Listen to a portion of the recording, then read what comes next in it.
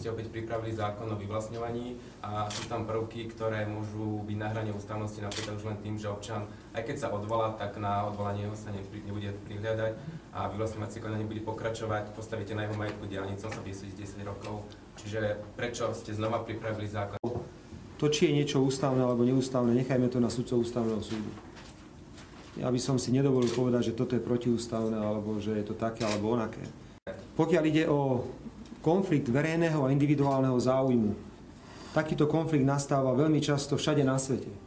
Niekde je silnejší individuálny súkromný záujem, niekde je silnejší verejný záujem. A treba si postaviť otázku, že čo je dnes dôležitejšie pre Slovensko, čo je silnejšie.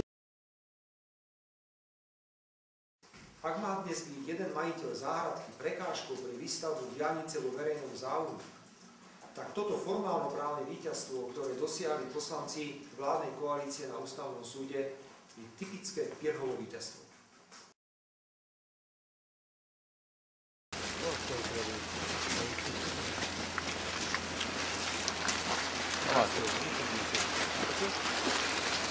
Povedzte mi vy, prečo ste tu? Pretože nám to zabrali bez vykúpenia, bez akéhokoľvek dohody. Ako vašu pôdu? Áno, našu pôdu. Žiadne jednanie nebolo s nami. Takže vážené dámy a páni, dovolte, aby som všetkých privítal, vrátane aktivistov pani Radičovej na tomto stretnutí.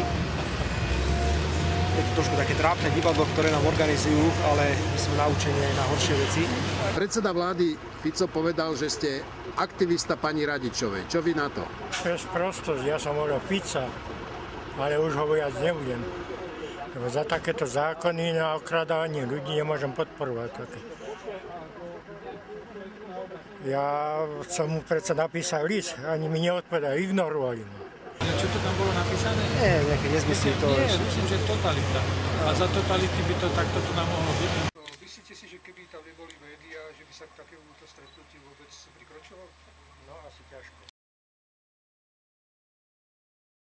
Snažili sa ma psychicky deptať a zároveň vyťažiť čo najviac, či sa niekto neobohacoval.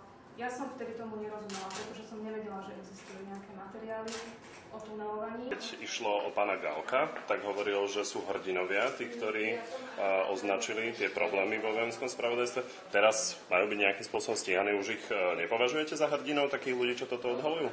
A som toho názoru, že musí si štát urobiť poriadok v spravodajských službách a nemôže sa opakovať, že z toho bude holubník typu pani Blondinky a niekoho iného, ktorí si prídu a porozprávajú si o spravodajských službách, čo len chcú.